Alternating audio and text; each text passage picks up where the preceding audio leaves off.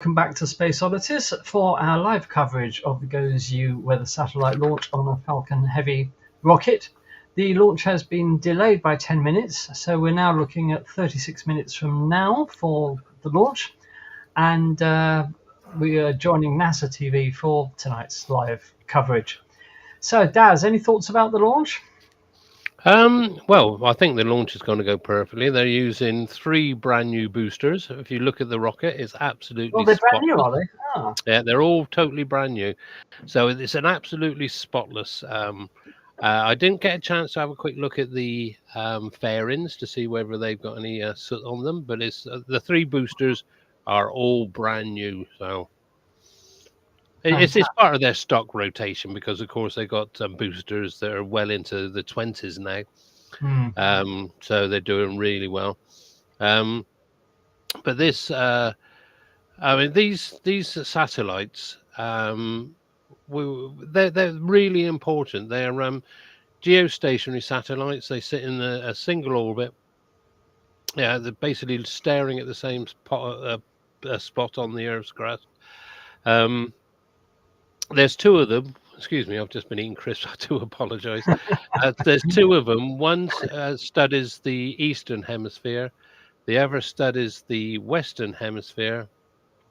And then there's a third one that sits in the middle.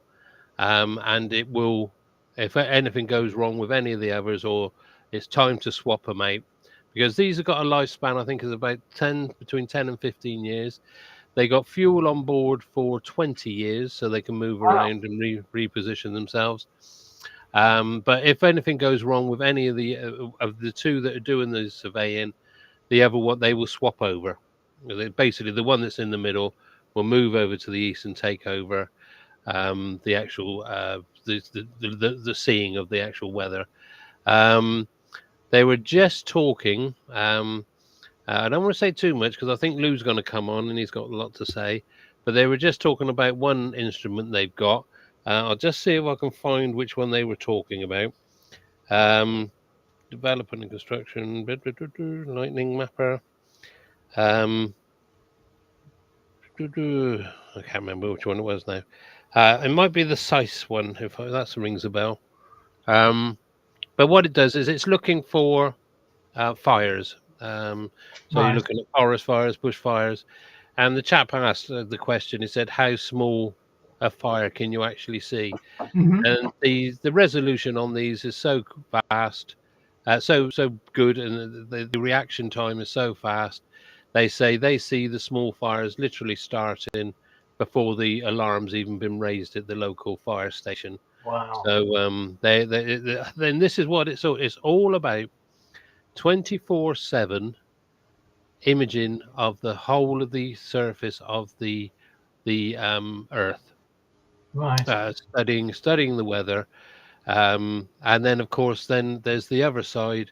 It's got instruments to talk about, to look at space weather, which is another thing we've got to be looking at.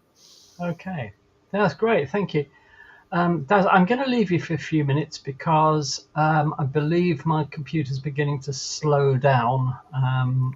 So I'm just going to reboot my computer. Okay, I'll be back in a few minutes. Okay, I'll do some mime or something.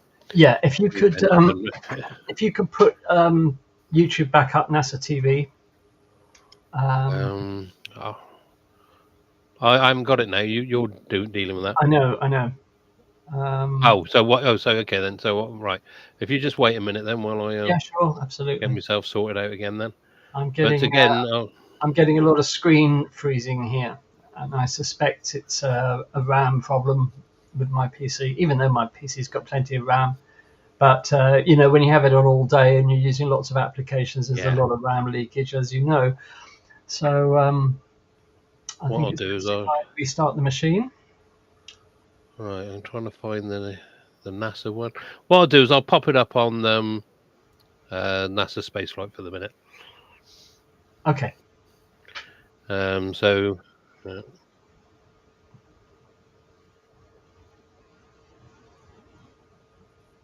Geostationary spelt with an E.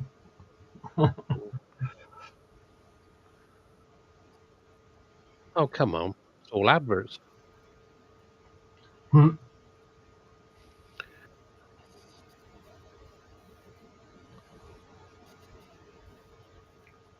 Right, let me just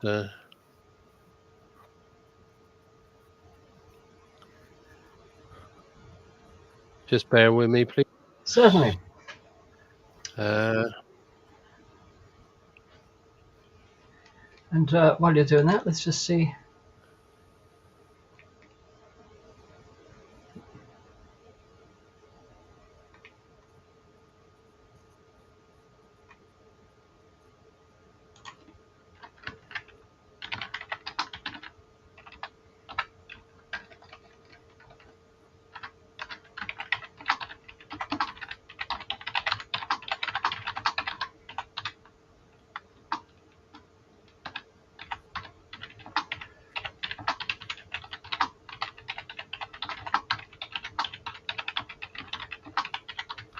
Can you see that, So Andy? it's a long chain hydrocarbon base. Got it. And so look at future rocket launches that are happening now, not only with SpaceX, but many other launchers around the world. They're shifting to methane. So would we see presumably a cleaner rocket after that fuel shift begins? Well, I would be back in about I'm sorry, I 5 missed minutes. that part. You cut out for a second. Let's say as some of these launchers are switching to methane as their fuel, which burns a lot cleaner, you probably won't see as much soot in the future. Now, of course, Falcon will never use methane, or it could. Yeah, I mean, not as much. I believe methane still is carbon-based, if I recall correctly. If I'm wrong, someone will, I'm sure, yell at me in the back channel. So there's a single carbon. So single carbon. So you will get some soot. So yeah, it's not anywhere near, but yeah.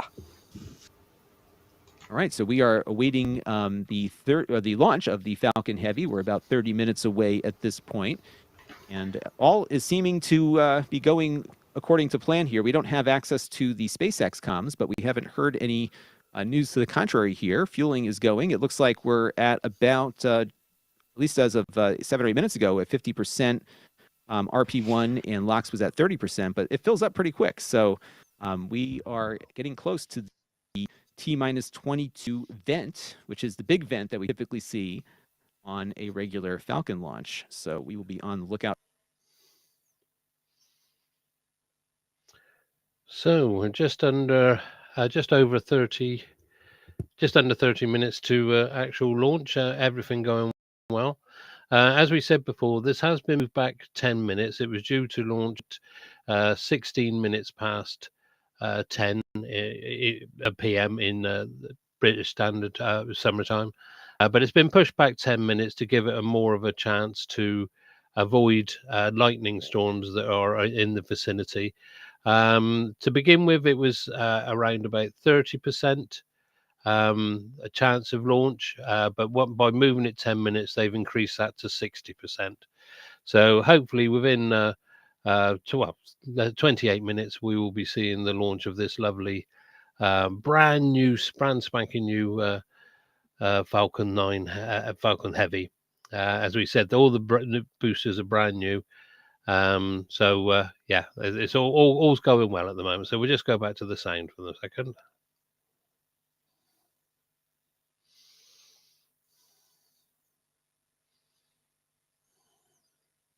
Of things. Sawyer, there's when we look at the SpaceX launches, as Trevor just mentioned, it's all very much automated, and that includes even some of the abort procedures too. That is absolutely true. What a lot of do now, as opposed to someone sitting there with a big red button or two keys that have to be turned, things like that. A lot of it now is what's known as the autonomous flight termination system. I'm not sure if it's autonomous or autogenous, but essentially meaning that once it gets above a certain parameter, the onboard systems automatically activate the flight termination system as is. A lot of them just recently got clearance to be used here at Cape Canaveral. That includes even some of the detanking procedures too. So it's very much an automated system. And Trevor, the other day we saw a Falcon Heavy our Falcon 9 launch light its engines and not launch right before it was released to go to orbit. So these computers are keeping an eye on things right down to T0.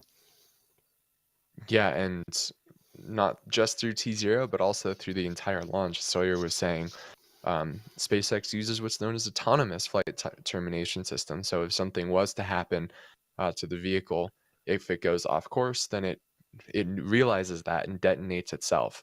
So that's been a pretty huge advancement in rocketry, since not only is it safer, but also just reduces more stress off of humans, which is a very good thing.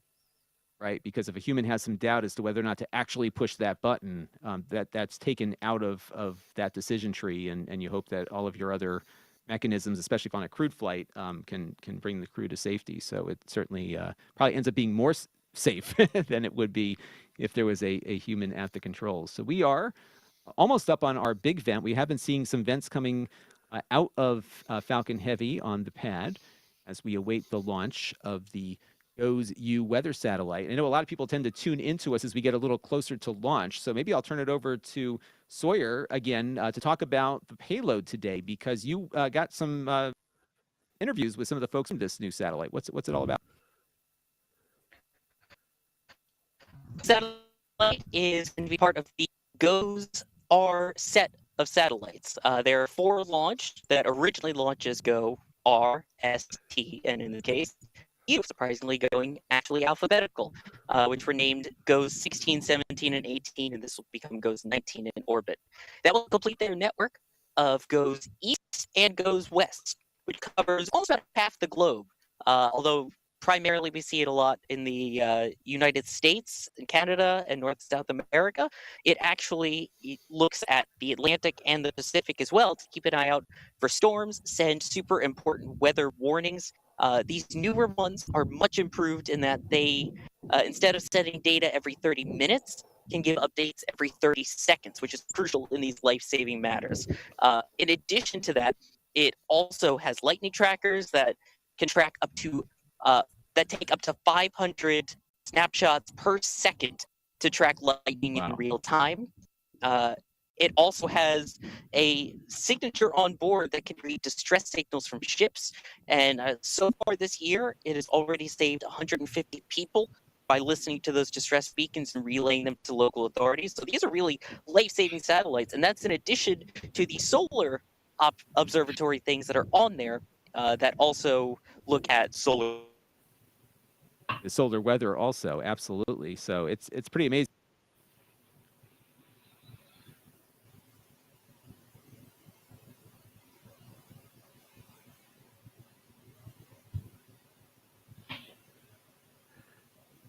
Can you hear me, Lou? Oh, there we go. Yeah. There we go. Nice of you to join us. Yeah, everything's, as I said, sent a text to you earlier, a message to you earlier. They've moved this back by 10 minutes. And by doing so, they've increased their chance of launch from 30% to 60%. Wow. So but once after that, if it can't be launched, as we go deeper into the window, there's a 2-hour window, as you know, and the weather is supposed to deteriorate. So let's hope we can get this thing off in a few minutes' time. What are we down to? 23 minutes. I do believe that is, because it's underneath my counter. So yeah, everything's going fine. They've started the fueling. It's all going well. There's been no dramas at the moment. So yeah. So this satellite, Lou, can you tell us a little bit about it? Sure. This GOES-U, which will be renamed GOES 19 and GOES East once it's launched, will be the last in the GOES series of environmental satellites. This is a NASA-NOAA partnership, and it's a geocentric spacecraft. So it's going to go out to a little over 22,000 miles, and it will be viewing largely North America. That's its goal. It has a number of both Earth environmental instruments as well as space weather instruments on it. So it will be a counterpart to the SWIFO mission, Space Weather Follow-on mission, which launches in about a year. SWIFO is an L1 mission, the Lagrange 1 point, but GOES-U is a geosync mission. So it has a number of instruments. It has an advanced baseline imager. It has a lightning mapper, a solar UV imager, an X-ray irradiance sensor, and it has a compact coronagraph for looking directly at the sun to help give us a little advanced early warning on CMEs. It also has what it's called SEIS, a Space Environment In Situ Suite, which has fields and particles instruments, including a magnetometer. So that will also assist in understanding the near space environment and space weather. And so all of this goes into providing climate and weather detection and forecasting, including things like wildfires, smoke, dust, volcanic ash, drought and flooding, lightning, winds, temperature, moisture, atmospheric moisture composition, the whole 9 yards, as well as understanding the sun and its role that it plays in influencing the near Earth environment. So it's an important spacecraft. Together with GOES 18, goes west, goes east and west, will monitor a good part of our hemisphere. And it has, of course, the latest in sensor technology. So it's an exciting mission. Yeah, because as you said, GOES, as soon as this leaves the ground and gets into orbit, it's going to be redesignated GOES 19, and it will actually replace GOES 16. And it will be covering, as you said, the eastern section. So yeah, it's oh, excuse me, we got some bleeding going on here or something. Yeah, so it will be, as I said, it will be replacing GOES East, which is GOES 16. And as you said, it's going to also carry this compact coronagraph 1 or C-Core 1. Now, this is a device it's very similar to what you've got on SOHO and the stereo missions, but it's about a third of the size, probably even less. It's all been miniaturized, and this will be studying the sun. And of course, when we talk about a coronagraph, is what we do is it's basically a telescope, and at the end we have a small disk which creates a total eclipse of the sun disk. So what we actually see will be the coronagraph, the whole of the actual atmosphere. And by studying that, we can then, if you've got CMEs, you've got flares, you've got whatever, anything that will throw ejector out into space, we will be able to see it. And as the chat was just saying a little while ago, whereas with GOES at the moment, we get 3 or 4 notifications every sort of like 30 minutes. This will give us 30 indications within a minute. So this is going to be a lot faster, which is far more helpful. And as you said, you can spot forest fires.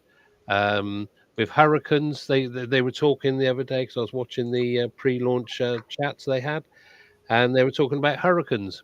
Now, as we know, hurricanes have an eye in the center when it goes really calm before you get the other side of the hurricane come in.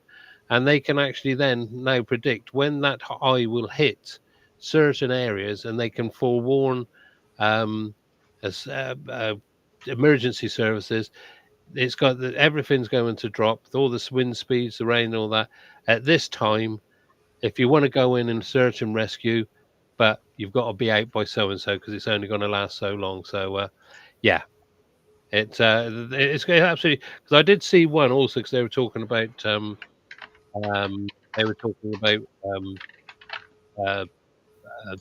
volcanoes, and I was looking at one, and they had a volcano erupt in Tonga, and you actually saw the shock waves pass around the earth.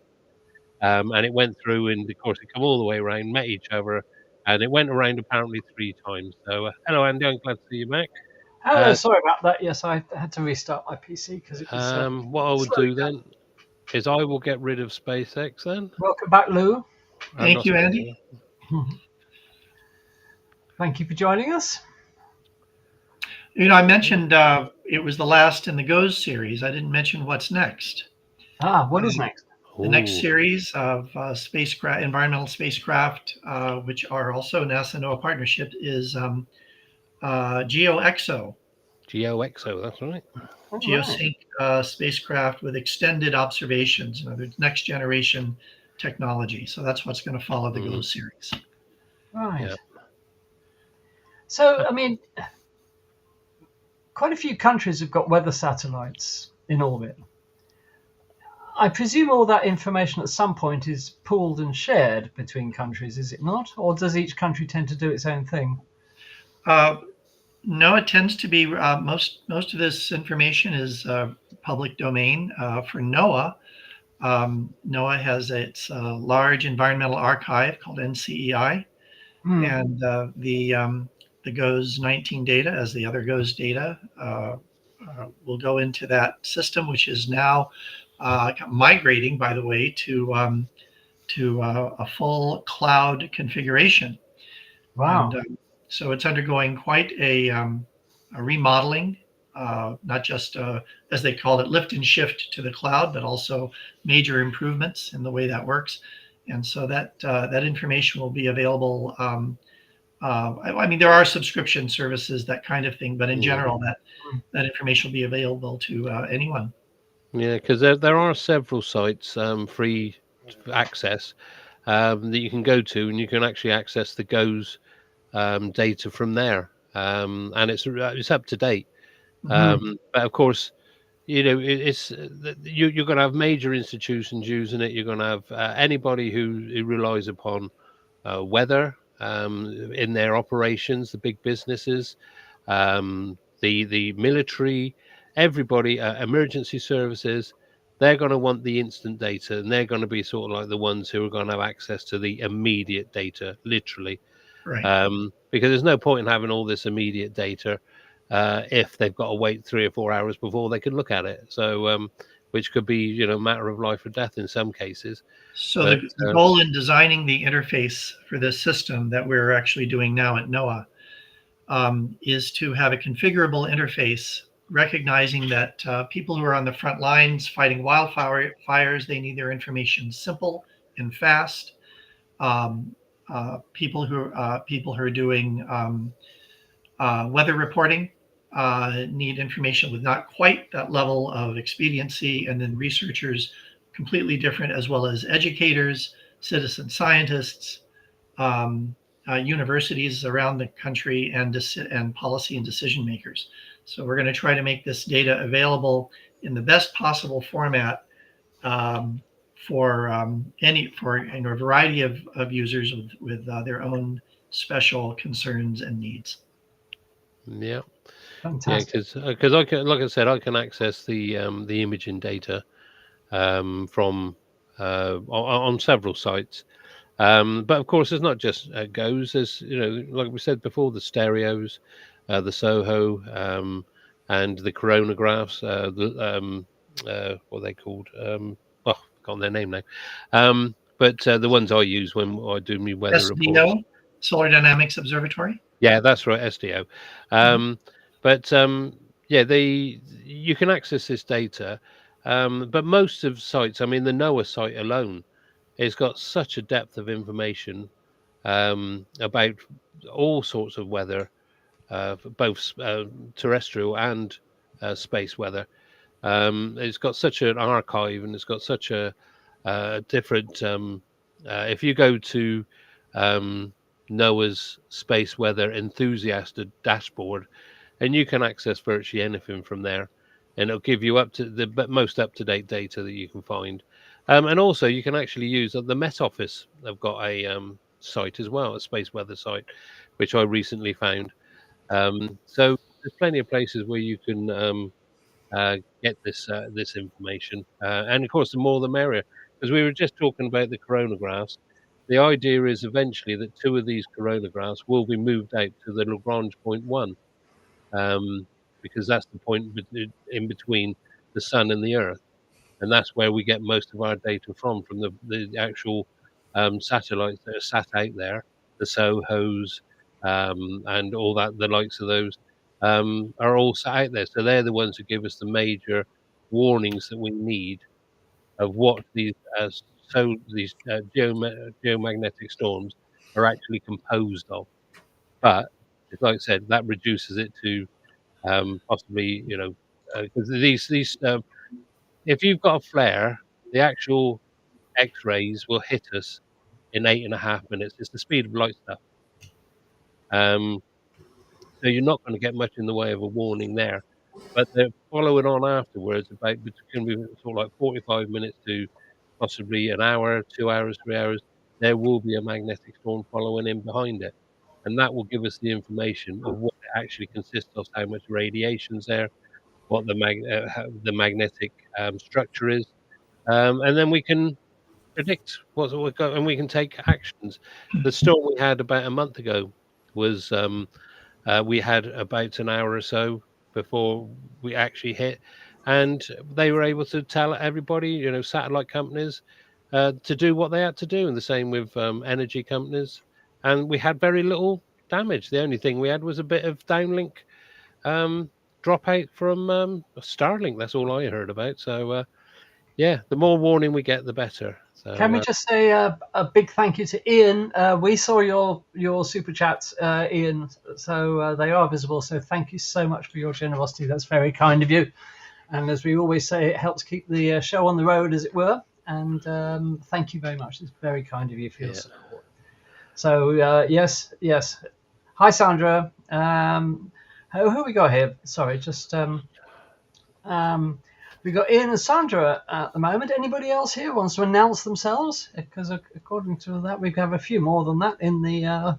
Derek's there, of course. Hi, Derek. So Lou, I was thinking, just for the benefit of our viewers, in case you haven't already, that I missed, could you just describe the acronym NOAA and what NOAA actually are?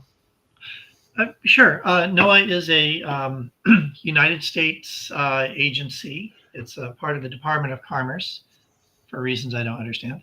Really? Yeah. That makes perfect sense. There is a bill before Congress, actually. I don't know where it stands right now, but to make it its own agency, just like NASA. Right. But in either event, it stands for National Oceanographic Atmospheric Administration. And so NOAA and their scientists and their data centers hold the largest collection of Earth environmental data in the world. They have three data centers: National Oceanographic Data Center, National Climatic Data Center, National Geographic Data Center, which have now been all combined under one umbrella called NCEI, the National NOAA Climatic Environmental Information, I guess. Right. And so they are funded to watch the Earth for weather and climate, for and especially hazardous weather, and to provide that information for researchers and first responders and forecasters, of course, who need this information rather quickly. And it turns out that not just that, but there's a whole interesting array of people who need weather information. Apparently lawyers need this information quite frequently to help their clients. Was it raining at that time, sir? That kind of. Really? I guess. You see, there are those people who say that space travel and exploration doesn't affect their lives. It's amazing, isn't it? How much it does. Even things you'd never even consider. Yeah. Yeah. While we're on the subject, well, we're not on the subject, but I'm going to start being on the subject.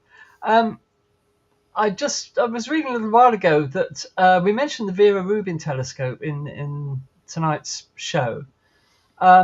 Chilean astronomers are not going to get a huge amount of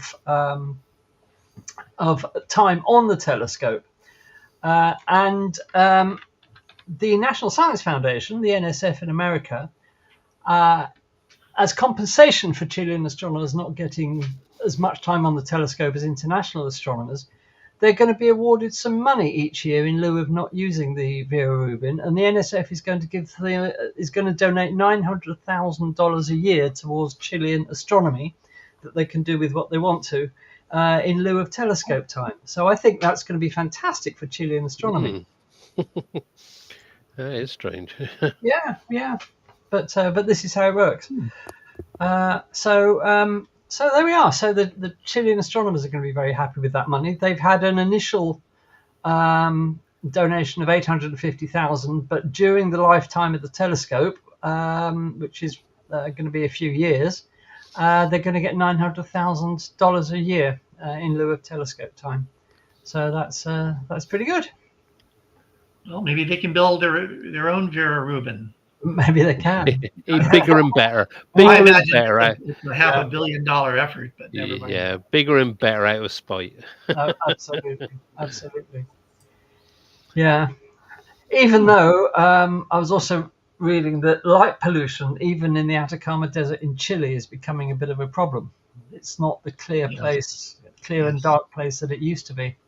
So light pollution gets everywhere. It's all them telescopes. What are you on about? Of course it is. That is the night sky is our rightful heritage. It I is. think that there might be a time where, other than perhaps the moon and bright planets, that you wouldn't be able to see anything. It's just the saddest thing. I know. Yeah, I mean, there's a lot of talk about correcting this, but very little action, unfortunately, not enough. And of course, once you lose it, it's very hard to get back unless we have a big CME. We pray for those power outages. Yeah, for our audience, if they're interested in this subject, they should look up the International Dark Sky Society. That is their raison d'etre. That's why they exist, and they will lobby local governments to put full cutoff lighting and other things on their street lights to reduce the level of light pollution. Push the light down, not up. So International Dark Sky Society Association. ID. Yeah. ID. Right. Yeah. Let's welcome back Michael, who I haven't had a chance to say hello to. Welcome back, Michael. Hello there. Hi, how are you doing? Not too bad. Thank you. Michael is modelling the Summer 24 Space Oddities T-shirt, which you can get for the amazingly low sum of £20, including UK postage and packing. And I will just, as always, in case you missed it earlier, I'll just put that up on the screen. Let's find the right one. That is the very one that Michael is modelling. And it's available in black, and £20 will get you one of those, including UK postage and packing. If you're outside the UK, including the USA, Lou, then please add £10 to the total value of your order, and we can all attest to the fact that they're. And I'm wearing the retro shirt. Yeah, we've gone retro.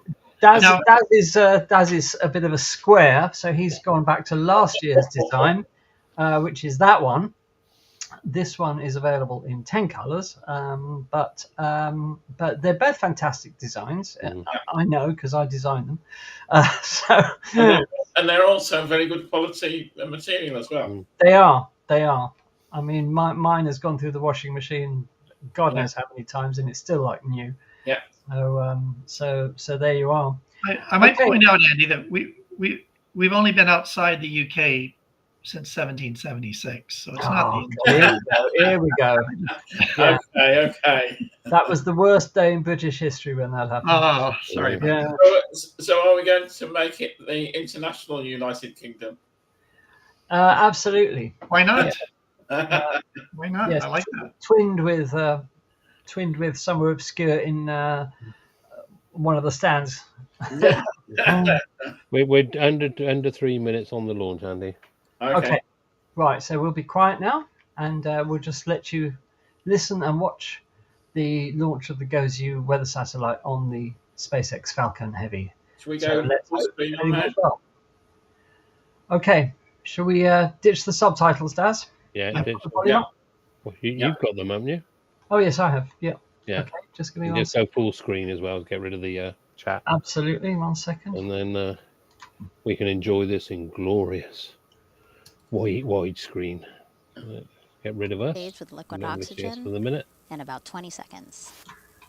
No Falcon Heavy. Thank you, viewers, for joining us for this launch coverage. With this Stage call out, 2, LOX load complete.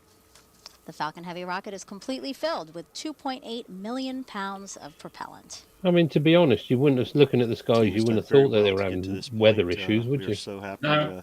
of everything's No, going, and as you can see on the Looks screen like right windy, there, though. weather outside at Launch Complex 39 looks very good. We're about 1 minute and 50 seconds from launch, and the team's progressing down to get the flight computer ready to take over the launch vehicle.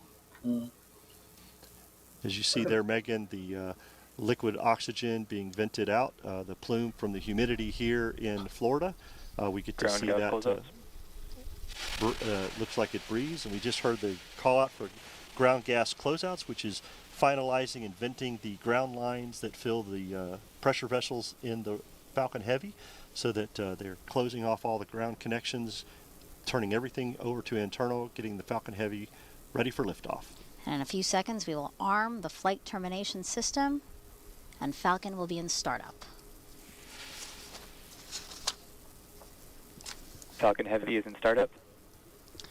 And that means the Falcon Heavy's flight computer is now in control and will guide the rocket through the last seconds before liftoff. SpaceX Exciting launch partners, go times. for launch. All systems are go to send NOAA's GOES-U satellite into space to keep a watchful eye over the Western Hemisphere, helping scientists and meteorologists to issue timely warnings and forecasts. T-minus 30 seconds. This will be NASA's Launch Services Program's 16th mission for NOAA. A great partnership over the years we've had. Looking forward to this launch. 15 seconds. And here we go.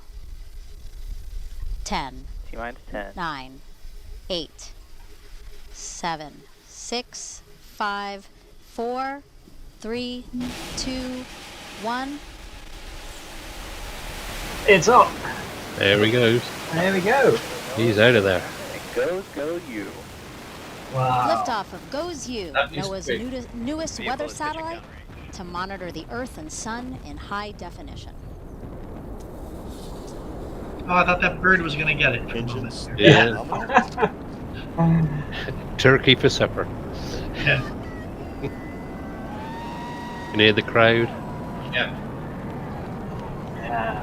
It's That. looking good as you see the Falcon Beautiful Heavy, vehicle. soaring towards the heavens. All 27 engines powerfully lifting GOES-U on its trajectory. Do you remember when we and thought ascent that 27 into engines was crazy? The shot is being tracked the rocket from Yeah. the ground here. That's on three separate boosters. That's in Rocket is 3 now lots of powering 9. down for max Q. Yeah. Max Q is the moment Anything of along maximum comes Starship and dynamic blows pressure us on out of the water. I hear they just Rocket is reached expected max at 1 Q. minute 7 seconds. Yep. Yep. The vehicle is now supersonic, Falcon Heavy is supersonic. traveling faster than the speed of sound. Max Q. There we are. Max There we Q. heard the call for max Q, maximum dynamic pressure. Time of maximum aerodynamic Vehicle stress still on the performs rocket. very well. Looking, all the data looks nominal.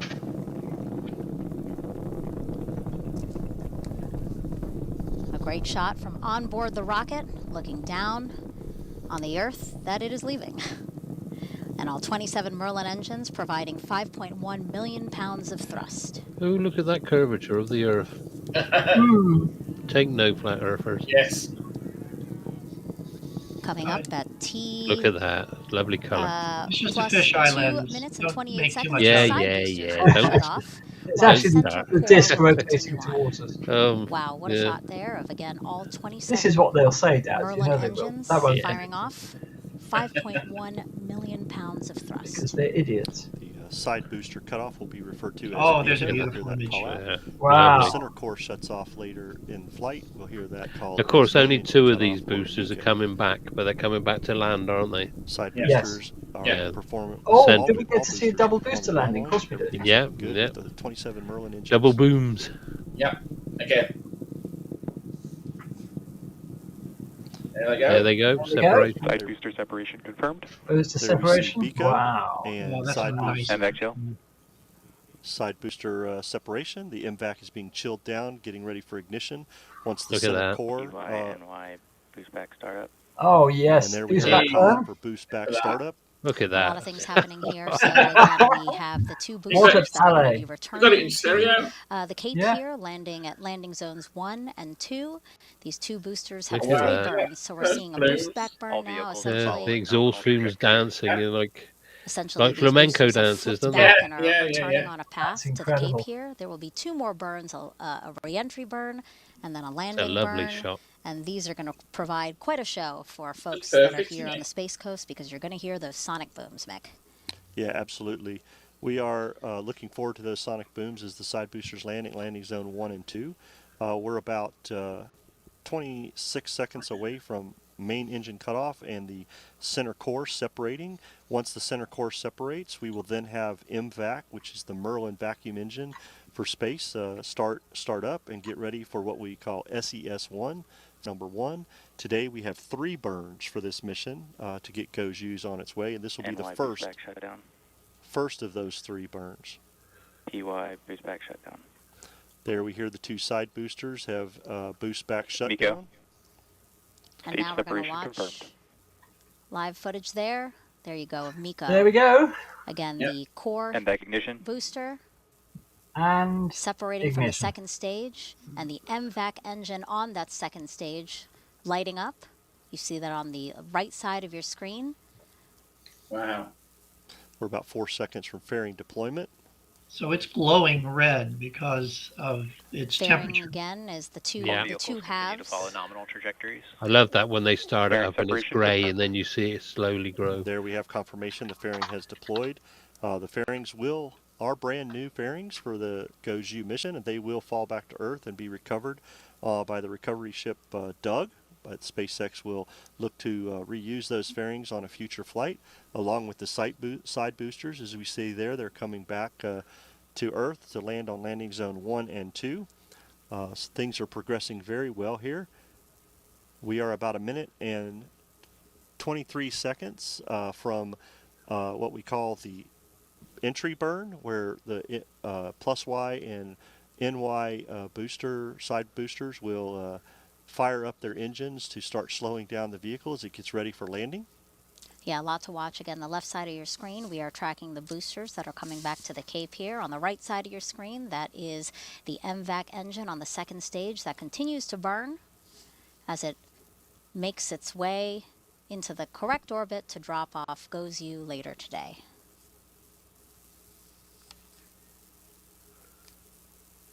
Stage 1 FTS is saved. There we hear the autonomous flight termination system was saved as it returns back to Earth, making sure the vehicle is in a proper configuration for landing. The second stage is currently taking GOES across the Atlantic towards southern Africa. Mhm. And this is the first time, actually, a GOES satellite is launching on a Falcon Heavy. Only the second time NASA's Launch Services Program is using a Falcon Heavy. Yeah, we launched our first Falcon Heavy with SpaceX back in October of 23 with the Psyche mission.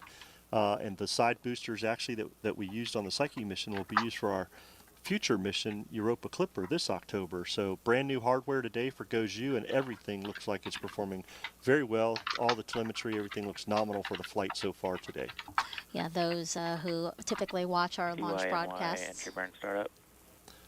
There That we heard is- the call out for entry burn startup. The vehicles are slowing. You can imagine this as a Look at that. brake on your car. Wow. Start slowing the boosters back down very quickly as TY, they Right, entry burn shutdown. Ian's there asking we what hear is the Miko. shutdown Well, as the No, Miko boosters is... slow down. we've answered it. Next thing we will see Oh, is sorry. the landing TY, burn NY FTS is saved. Oh, yeah. at landing zone 1 and 2. And Beautiful I'm assuming imagery again Biko is On booster trajectory. engines cut off. from the ground as we track right. these boosters make their way back to the Cape. We saw some birds fly into the camera's view as Hey. well. everybody wants to see the landing of the Exactly. side boosters.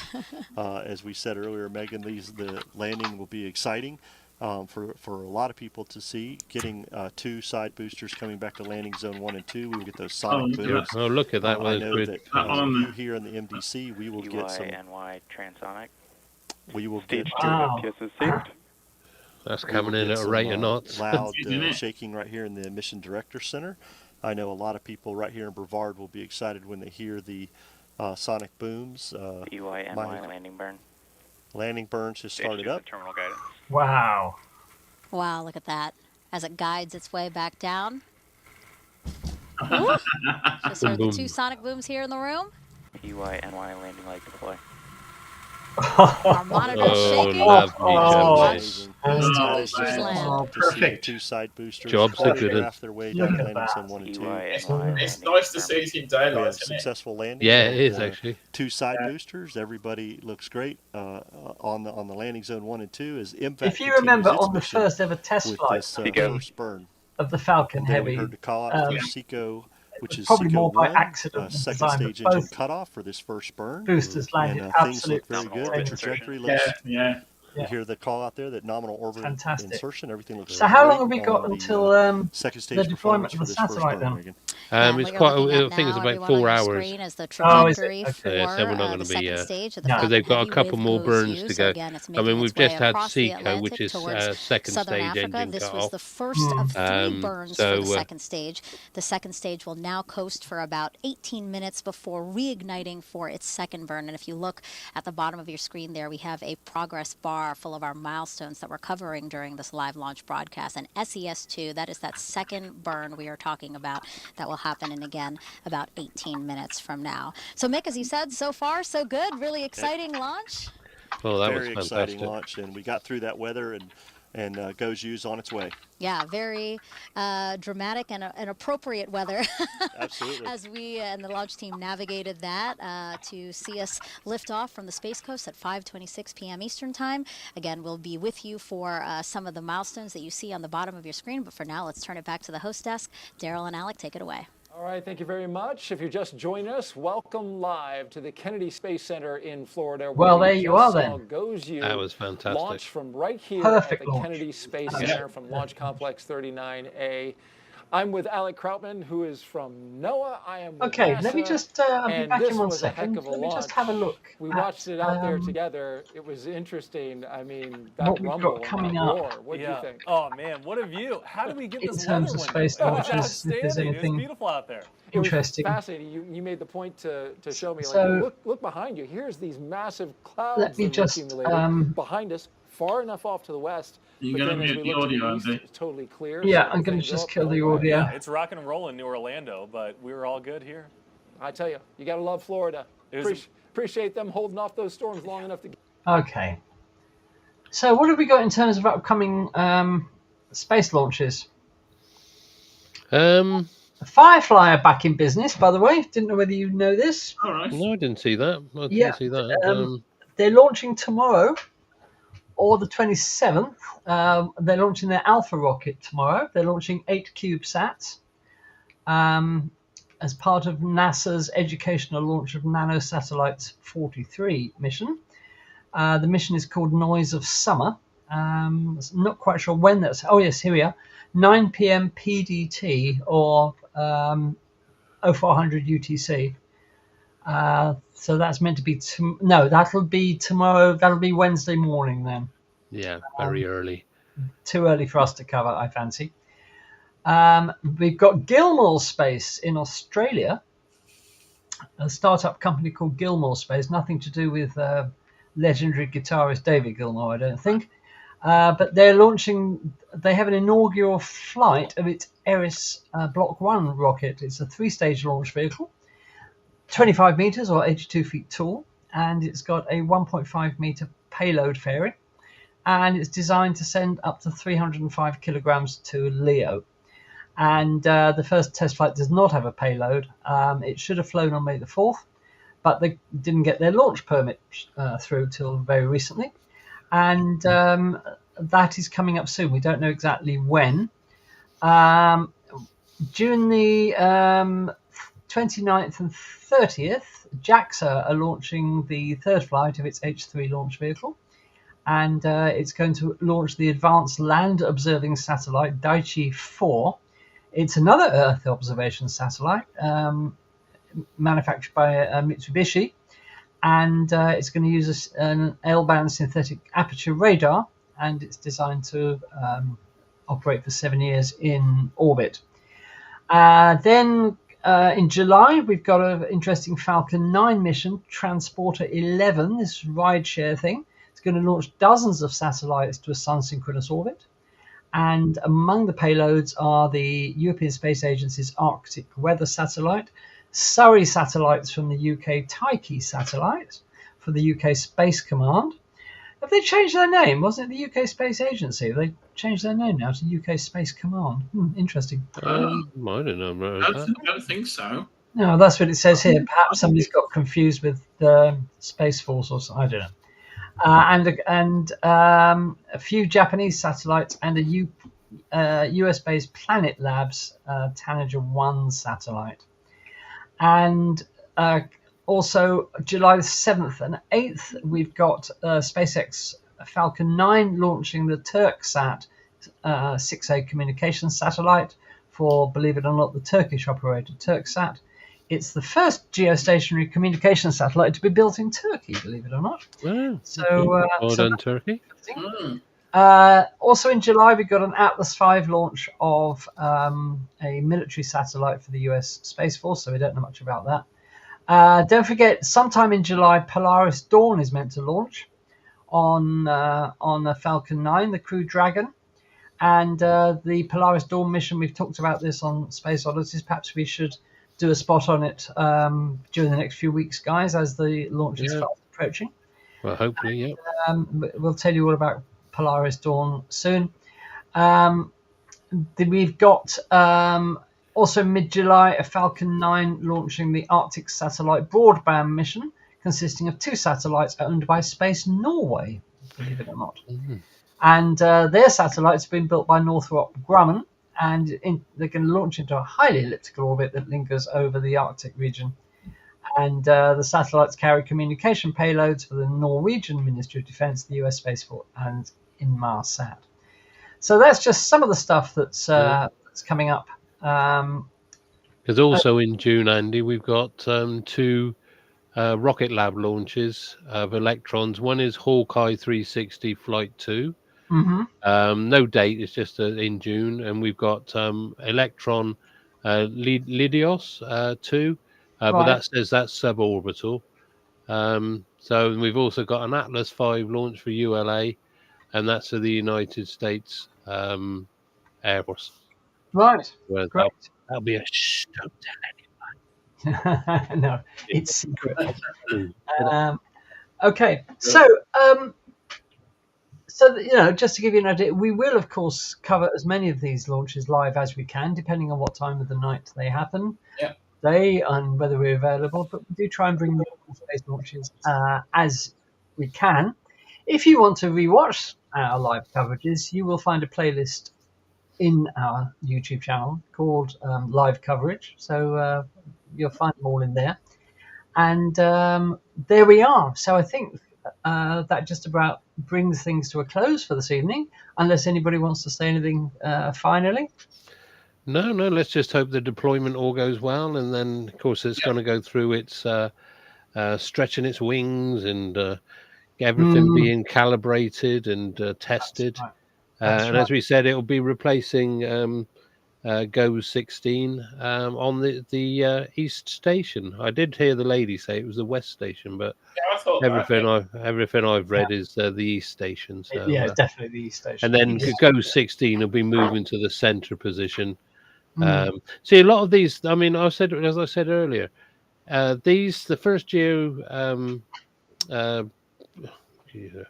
the static orbit was launched in, of course, and we said earlier, it was Arthur C. Clarke who envisaged. You mean the geostationary orbit? Yeah, geostationary. That's a word I couldn't think of. Sorry. Geostationary orbit. We've been talking about it all night, and I totally forgot it.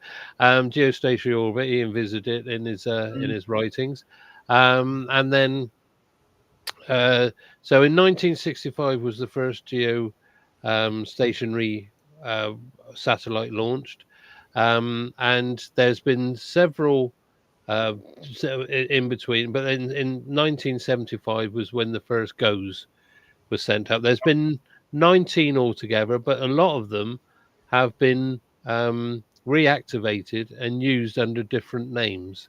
Right. So if you go on Wikipedia and look at GOES satellites, the list, and it tells you, but most of them have been pushed up into a graveyard orbit.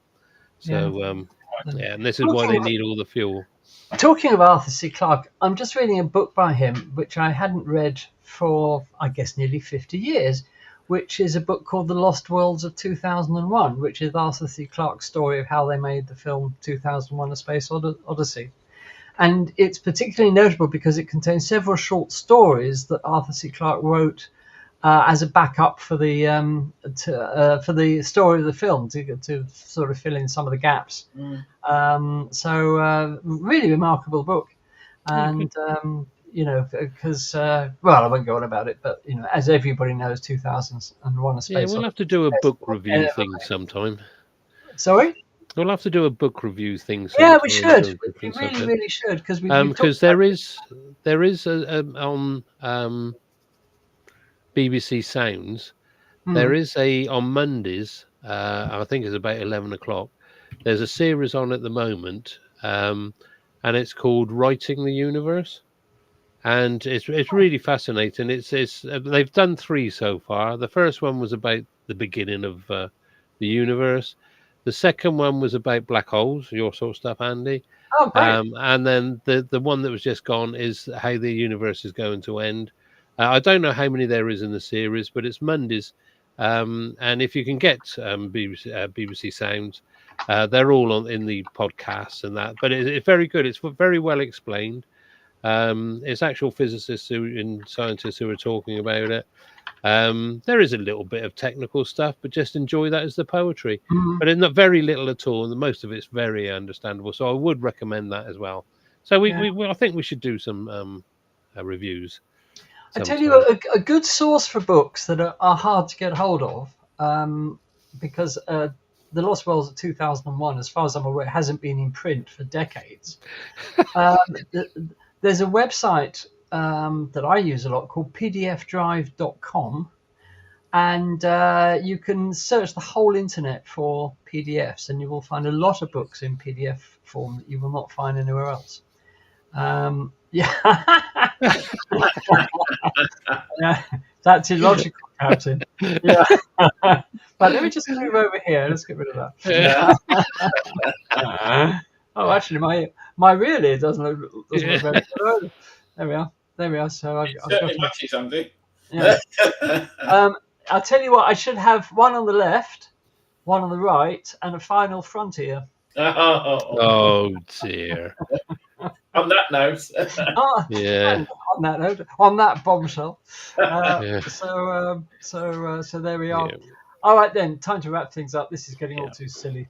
So listen, we owe all of you out there, our viewers, a huge thanks for being with us this evening, and putting up with us not for one show tonight, but for 2. That doesn't often happen, let's be honest. So thank you all for being here.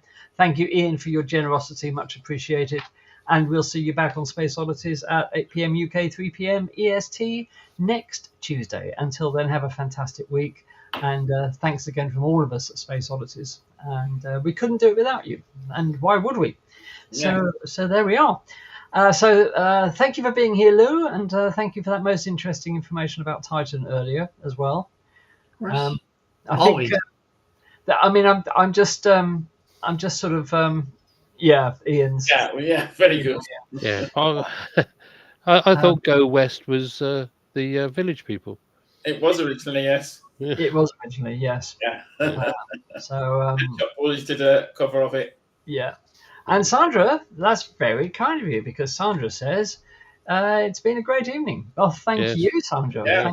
Thank you for joining us. And we will see you all next week. Have a fantastic week, everybody. Thank you to Lou. Thank you to Michael. Roger didn't make it back.